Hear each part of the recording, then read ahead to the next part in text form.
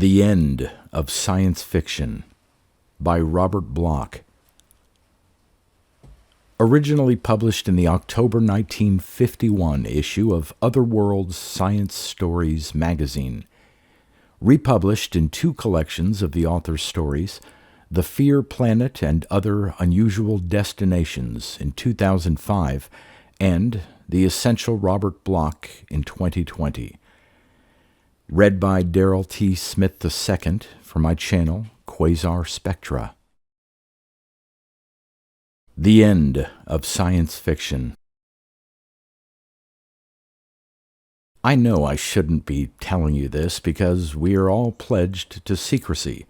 I guess the publishers were afraid of what might happen if the news leaked out.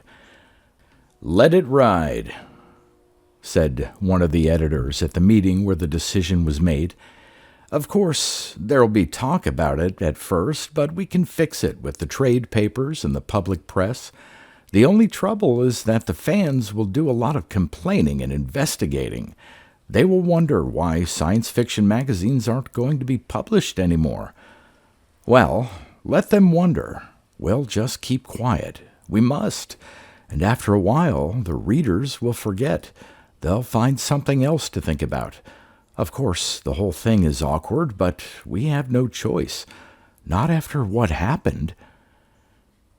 That's the way it was finally decided, and up to now, nobody has breathed a word. Nothing has leaked out concerning the reasons for discontinuing all science fiction publications forever. I'm breaking the pledge of silence now for the first time. I'm going to tell you what happened on that last day, the day when science fiction ended forever. Naturally, I have my reasons for speaking out. I'll give them to you cold. First of all, I owe it to Richard Ormsbee to tell the truth. I know he'd want it that way, and as his friend, I must do it. Secondly, I think you should be warned. Yes, I said warned. Because already I've heard rumors that some fan groups are agitating for the return of science fiction magazines. Several publishers who never put out a fantasy book are thinking of entering the field. This must not happen. There's a third reason, too. A most important reason. This nation, this world, is in a bad enough situation without the addition of further madness and confusion. We are in no shape or condition to beat back new enemies, particularly the enemies I have in mind. Does that sound peculiar to you? A little wacky, perhaps? I wish it were just that, but there's a grim truth behind my words. Even now, these same words may be read by others who read not for pleasure, but for information. Others who might plagiarize just as they plagiarized on that final, fatal day when science fiction died. When you finish this, you'll understand what I mean, and I want you to understand for a reason. I want you to go up into your attic or down into your cellar, wherever you've stacked or saved back issues of science fiction and fantasy magazines. Go and find them and destroy them. Destroy them instantly and utterly. Destroy them before they fall into the wrong hands and destroy you. Remember now, it's a bargain. In return, I'm telling you the whole story. Here's the way it happened, the way that science fiction died. The 10th World Science Fiction Convention was scheduled for Labor Day weekend. As a fantasy reader, you probably know all about the conventions, organized on an annual basis by fans in various cities. They have become an institution. Each year, several hundred fans, editors, and authors meet for 3 days in the selected city, attending regular sessions of speeches, lectures, and discussions at a convention hall. This last year was New York's turn to play host, and Labor Day weekend had been eagerly awaited by fandom. I pulled into Penn Station on Friday afternoon and lugged my grips down the platform. I kept my weathered eyes peeled for a glimpse of Richard Ormsbee. He'd promised to meet me at the train, but there wasn't hide, hair, nor mustache of Dick as I made my way through the crowd. Instead, a short, pudgy-faced young man jostled toward me and stared upward. He hesitated for a long moment, then spoke.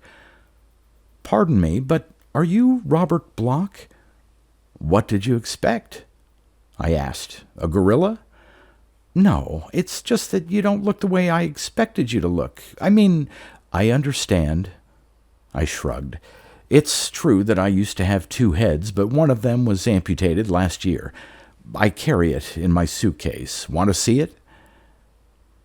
How far I might have succeeded in driving him crazy, I'll never know. Larry Fisher came along at that moment and grabbed my arm. He's my agent, and he handled my arm gingerly so as not to injure the muscles I use in typing stories. "Good to see you, Bob," he greeted me. "By the way, meet George Selby. He's a fan of yours." Larry gestured toward the moon-faced young man. I started to apologize for my rudeness and attempt to put him at his ease, but Larry took charge of the situation. "Let's get your things over to the hotel," he suggested. "Then we'll grab something to eat." He waved Selby aside. "See you at the convention tomorrow," he promised. "You'll have plenty of time to talk to Bloch then." He hustled me over to the cab stand, and we plowed through traffic toward the hotel. "Where's Ormsbee?" I inquired as we shot up Broadway with the speed of a rheumatic snail on crutches. "Haven't seen him for the last few days," Larry told me. "Of course, he's pretty busy, guest of honor at the convention and all that. He's probably typing the final draft of his speech right now." "He promised to meet me," I said. "We'll call him from the hotel," Larry suggested. "I know he's anxious to see you." I was anxious enough to see him. Richard Ormsbee and I had been friends for a dozen years. When I'd met him through correspondence, he'd been a fan. Then he'd turned writer, and within a few years his reputation was established not only in the field of fantasy, but beyond. He sold to the slicks, turned out books, did radio and TV work, and at the same time managed to retain his warm and unassuming friendliness. Where I come from in the writing business, that's no mean achievement, and I liked Dick for it. As a matter of fact, it was the news of his selection as guest of honor that drew me to this convention. So here I was, but no Ormsbee.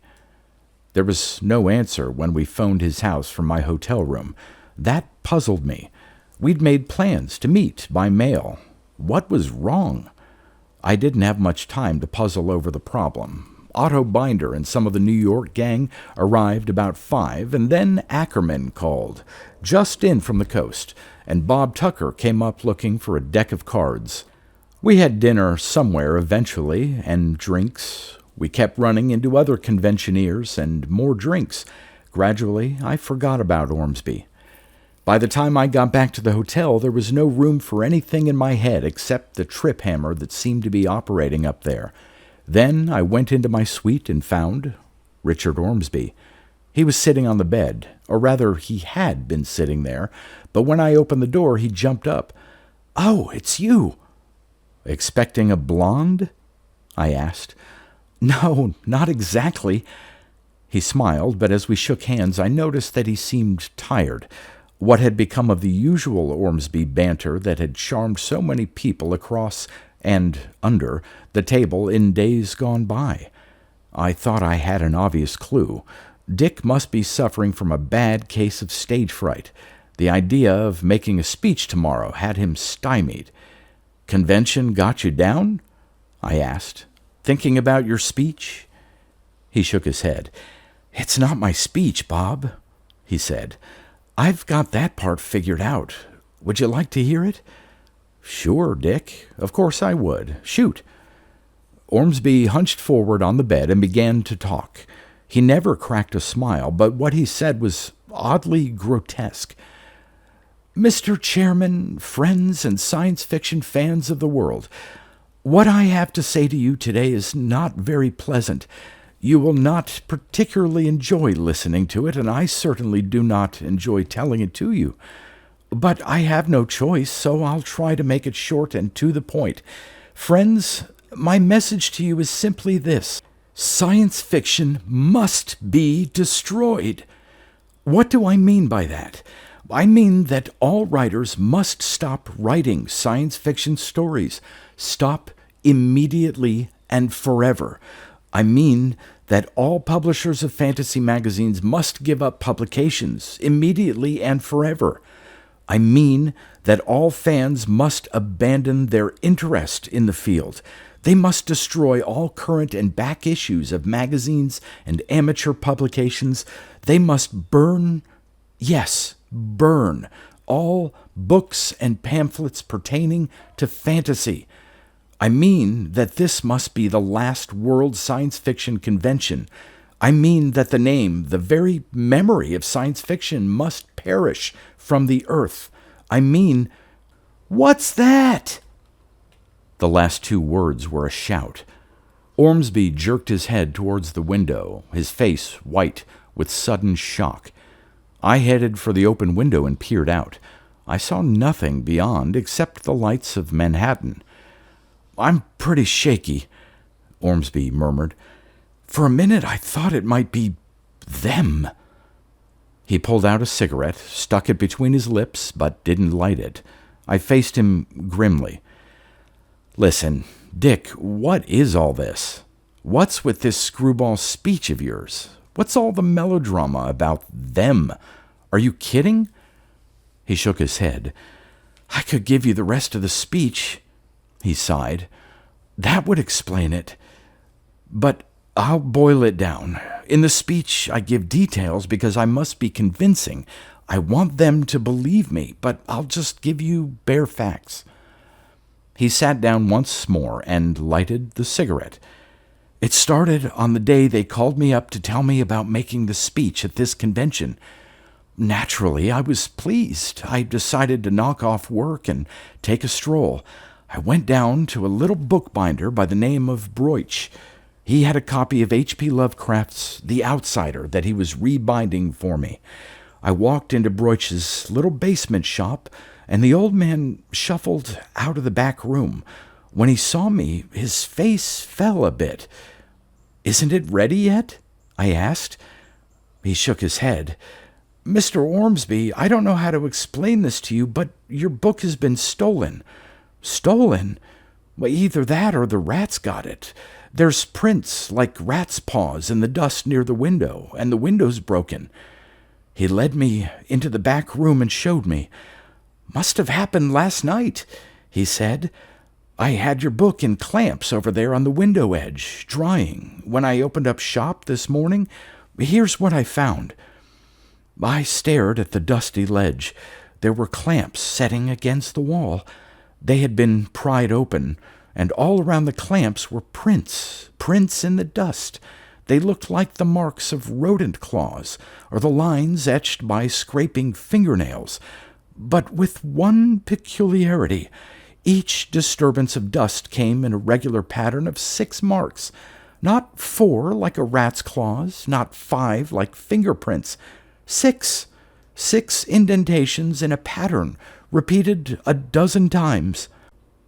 Above the ledge was the window. The pane had obviously been shattered, but there was no broken glass. The opening was not jagged, but quite neat. A glass cutter does that kind of job.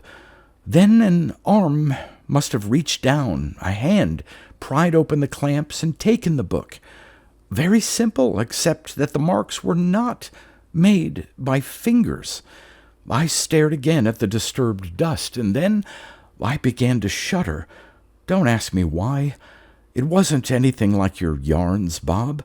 No feeling of hovering horror or evil presences, but the skin crawled against my neck, and my mouth went dry, and I thought of my lost Lovecraft anthology and shuddered. Who or what had stolen this book? Why had this particular volume been chosen? It wasn't a regular robbery. Bloch said something about insurance and paying me back and notifying the police. I mumbled something about accidents and petty thieves. But we were both lying. As I left the shop, I stared into his eyes and saw that he knew. Then, when I got home, I found the apartment had been searched." Ormsbee doused the cigarette and continued. There was no dust in the place, and I saw no unnatural prints. Somehow I was glad of that, but evidences of search were unmistakable. They'd pried a window up. Don't ask me how, since I'm on the 4th floor with a sheer drop to the courtyard below, and they'd gone through the place thoroughly. No money or jewelry was missing. That was strange. My clothes had been jumbled about a bit in the closet, and there was a gap in my bookshelves. Some back issues of magazines were gone. Also, I missed a photograph from the dresser, but that was all. I could have called the police, but I didn't. I merely straightened things out and took a drink, but I couldn't straighten out my thoughts. And when at last I went to bed and tried to sleep off my forebodings, I had this dream. Ormsbee's voice was low. It deepened as he went on. I dreamed that I had fallen asleep and left the radio going. Now, in my sleep, the radio spoke to me. From the blare of late dance band music, a voice slithered out. It came from far away, and it called to me in accents that weren't formed in a human throat. That's what disturbed me, I guess, because the words, as I half heard them, were soothing. "Sleep," said the voice. "Sleep and rest." Gentle, beguiling words, the words of a hypnotist, and from a throat that wasn't meant to form words. Even in slumber I could tell that about the voice. It wasn't a foreign accent, it was an alien one. "Sleep and rest," it droned. I might have obeyed at that. I might have sunk into a deeper coma, but then everything coalesced. Something about the prints in the dust, and my disturbed room, and the theft of that particular book seemed to add up at that sound of the alien voice. Something clicked into place. I knew suddenly what it was that I suspected and feared, and I woke up with a scream. "The Whisperer!" I shrieked. "The Whisperer in darkness!" I awoke. There was a glowing in my room, but it didn't come from a light or anything inside. It came from the open window just beyond. Something was hanging out there, something suspended before the opening. It appeared, in the brief glimpse I got of it, to be a shiny metal cylinder of surprising dimensions. I had the vague impression of sudden, blurred movement. Then the thing faded or moved away before the echo of my shout had time to reverberate. I was out of bed at a bound. The sky beyond the window was clear, but so was the realization that haunted me now as I guessed the truth. Since that time, nothing has happened. Nothing definite, that is. I'm taking some sedative the doctor made up, and there are no dreams. It's bad enough to live with my thoughts while I'm awake. Not that I'm afraid. They must have what they were after, anyway. The Lovecraft book and the magazines. That should give them all the information they need. Of course, I'm bothered by their taking my photograph. It's utterly fantastic. But so is the whole business. So, you see, I must make the speech I gave you. I must make that speech tomorrow and warn them. Warn the other writers and the editors. Tell them that they are here and plan on taking over, and we must do our part in preventing it. Ormsbee's monologue ended, but my bewilderment had just begun. "I don't see anything," I confessed. "Who are they? What is this warning you want to make? What's the clue of the Whisperer in darkness?" "Don't you remember the story?" asked Ormsbee. "Lord knows where Lovecraft got the idea, if it was only an idea, even then. It's about the things that came from beyond, from Pluto, the dark planet. They had a queer, superior intelligence and planned to rule Earth through renegade humans who acted as their spies. They stole human intelligence, too, when they needed it, and gradually, by means of hypnotism, deception, and outright violence, they planned to take control of mankind. When a man suspected the secret or knew too much, he was eliminated. Now, wait a minute, I said. Fun's fun, but you aren't trying to tell me that good old HPL's story is fact and the monsters from Pluto are on your trail. Of course not. But something is, Ormsbee said earnestly. Huh, I snorted. Sounds like something out of Eric Frank Russell or 100 other science fiction yarns I've read. Trouble with you is that you've been reading too much science fiction. That's the point, said Ormsbee. Now you're getting it, only I'm not reading science fiction. They are. What do you mean? Suppose, said Ormsbee slowly, that beings do exist. Beings from another dimension or another planet. Beings forming part of a life pattern alien to Earth. Suppose again that these creatures, whatever their purposes or desires, have suddenly found a way of communicating with Earth, or even of coming to Earth in what we writers have spoken of so glibly for so many years, a spaceship. Suppose, for the sake of argument, that this is the truth behind the so-called flying saucers, as has often been suggested. Grant that it's true. Outsiders with a superior intelligence arrive on this planet. What will they do? Wreck the Empire State Building, I sneered. They try it in every story.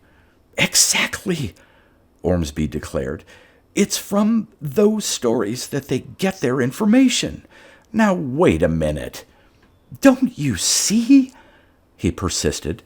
Picture these aliens, these outsiders, arriving through a gap in the continuum of space or time. They have no direct kinship with humanity or human thought.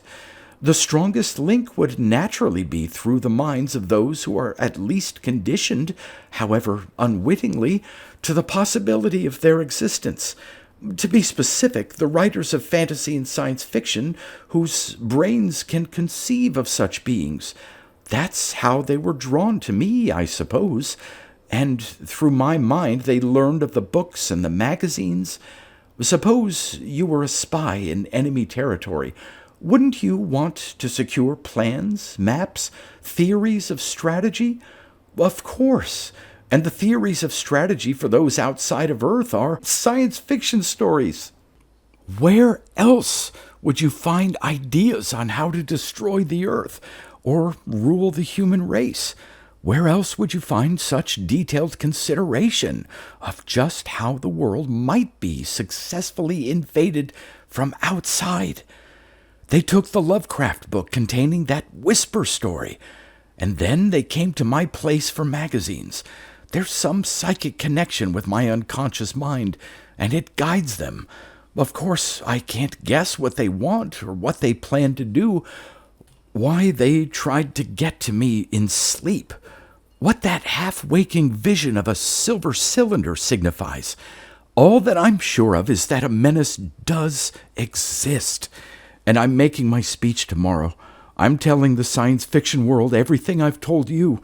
We've aided an enemy unconsciously for years, and it must stop. For whoever they are and whatever they plan, we mustn't help them any longer. We must stop writing the stories. We must seal our imaginations to these images of outside that seem to aid them. Perhaps they will come out in the open soon.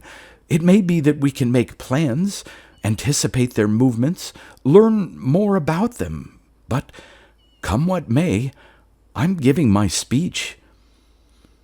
Ormsbee concluded abruptly, forcing a grin as he rose to his feet. Now I must rush, he said. Maybe you think I'm crazy, and maybe everyone will think I'm crazy after tomorrow, but please promise me one thing. Not a word to anyone until I appear at Convention Hall. Good night. See you tomorrow. I fumbled for words, but there was nothing to say. He left the room, left me standing by the open window. For a long time I stared down at the lights of the city below. Then I stared upward at the distant stars and at the gulfs of blackness between the stars, and I wondered. Long before the official opening of the convention at 10 a.m., the penthouse hall was crowded. There must have been over 400 in attendance. Everyone milled around, and I had a hard time spotting familiar faces, but the whole fantasy field was out in force, editors, authors, and fans. Then George Selby, a perennial fan, grabbed my elbow and steered me into the hall outside. He began to pump my arm and also me for information. What did I write? How did I write? Why did I write? The more he talked, the more I wondered. Meanwhile, the speeches of welcome had already started in the hall and the seats were filled. By the time I managed to shake friend Selby and get back into the hall, there was nothing left but standing room against the wall, near the door, and Ormsbee's name was being announced as the next speaker. There was applause as Richard Ormsbee stepped out from the back of the raised platform and approached the lectern and microphone. Knowing what I did, it was easy to detect signs of strain on his rigid features. He looked pale, and his lips were compressed beneath his mustache. He walked slowly and kept his hands in his pockets. I could imagine how nervous he must be, but his face was stolid, immobile. The applause subsided. A building attendant peered into the room, glanced around curiously, and withdrew. I hunched against the wall and prepared to listen. Ormsbee had already begun to talk. His voice sounded dully over the microphone. Hall acoustics were not all they should be, but then neither was his speech. For Ormsbee was not delivering the speech he had recited to me the night before. "The peculiar irony of it," he was saying, "is that you, who are presumably authorities on the subject, know nothing about it. Absolutely nothing. What do you know about space, for example? Not as much as Columbus knew about the Western Hemisphere before he sailed. Not as much as the ancient Phoenicians, rather. For early sailors at least ventured out to sea. But no man has ever risen more than a few dozen miles into what you call the stratosphere. No man-made instrument has ever risen much higher and returned. And yet, in your ignorance, you presume to set forth laws about space. A stupid Einstein, using the formalized gibberish you call mathematics, tries to compress the entire universe into a concept bounded by three-dimensional figures and equations. You and your scientific postulates, they are not based on actual observations of physical reactions, but on hollow philosophic attitudes toward those reactions. You name rather than explain. Yours is a system of labeling. Exactly what is the cosmic ray? What is corpuscular radiation and auroral streamers? What is this jargon about E-layers in electronics? Just words, gibberish of little men who don't even dream of what electricity really is. Men who claim to chart the universe while squatting on an earth so faultily weighed and measured that there is no mathematical certitude anywhere. And if a phenomenon presents itself that is not in line with your hollow theories, you ignore it. You pitiful, deluded ones who don't even dream of what goes on under your very noses, who sneer at Fort, scoff at the few thinkers who dared to speculate on the truth. Ormsbee's speech wasn't exactly making a hit.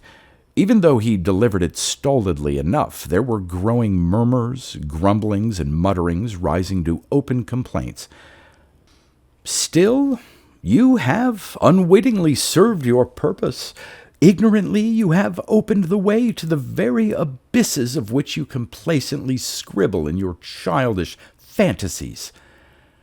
I felt an arm jab into my back and turned.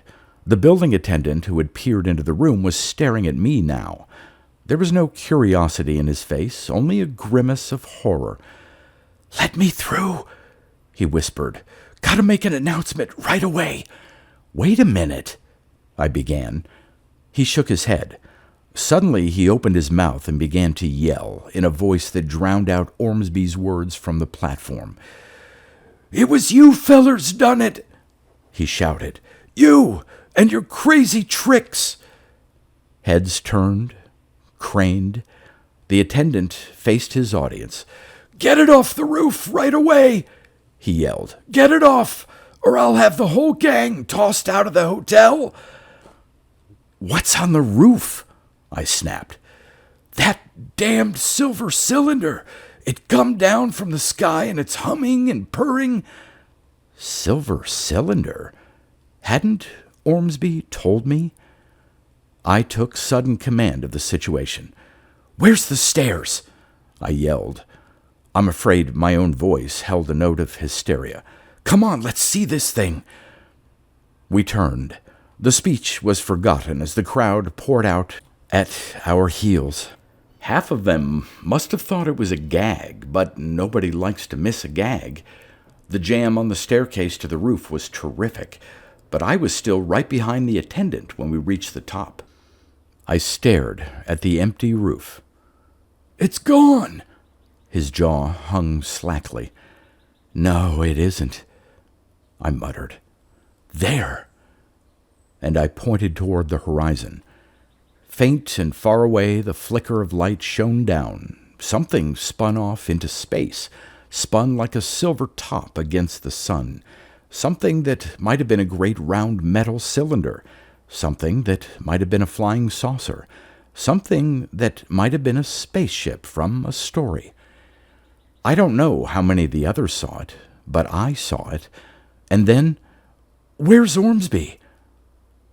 The familiar voice whispered at my side. It was Larry, my agent. He stared at me as I bent my head. "I called him this morning to pick him up on the way to the convention, but he wasn't home. Then I came over here alone. Just got in and saw the crowd up on the roof." "It's all right," I said. "Ormsbee's here, downstairs making a speech when this interruption came." I steered Larry back downstairs through the throng of excited fans, all babbling at once. Ormsbee was not a part of the crowd here or on the corridor below, so I assumed he was still on the platform, patiently waiting for his audience to return. We entered the hall. It was deserted. Only then, as I stared up at the platform, did the monstrous conjecture form in my mind. They had taken the Lovecraft book. That story, The Whisperers in Darkness, would give them an idea. No wonder Ormsbee had feared it. As he said, we writers could tell them what to do. So they took the book, and they took his magazines, and inspected his clothing, and stole his picture. And when they couldn't get to him in sleep, they waited until last night. Why? Because he was going to make a speech about destroying science fiction, a speech warning science fiction and the world about invaders from outside. So they had taken steps, moving in their great metal globe, to see that Ormsbee wouldn't make that speech. But he had just spoken. Or else... I didn't say anything to Larry. I just thought of the strange mockery of the speech I had heard, and I thought of how curiously immobile Ormsbee's face had been, and how he had held his hands in his pockets, walked woodenly, and talked in a drawling drone. Then I was running down the aisle, clawing my way up to the lectern. I knew what I was looking for, of course. Anybody who had read Lovecraft's story would guess. I was looking for a rubber mask, the kind that can be fitted over the head, a rubber mask molded in the features of Richard Ormsbee. I didn't find it. It wasn't until I stumbled backstage that I found something, and promptly passed out. Ever since that discovery, I've been waiting for other things to be found, waiting for other manifestations of those presences from outside. I don't know when they will move again. I don't know exactly what they want. If they plagiarize the ideas in Lovecraft's story, they can plagiarize any horror, make it real. All I can do is plead with you, implore you to abandon science fiction forever. Don't give them any more help. All I can do is tell you what I stumbled over when I went backstage. It was Ormsbee's body, or certain parts of it. They had sewed up the head again very cleverly, and it wasn't until the doctors arrived and made their examination that the changes could be detected. It took a complete autopsy to determine how the brain had been removed and the spinal column altered. Even now, they cannot account for the tangle of wires, coils, and metal filaments that filled the empty skull and extended through the body. Some say it was a mechanical brain substituted to animate a corpse. There have been learned comments about the use of unclassified metals and alloys. On only one point are they agreed. Whatever the mechanism animating the body of Richard Ormsbee on that fatal day when science fiction died, it wasn't made on Earth.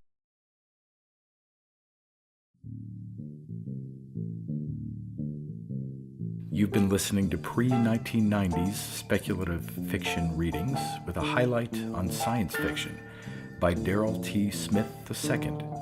Please consider clicking the donation link in the description box. Thank you so much for your time and your imagination.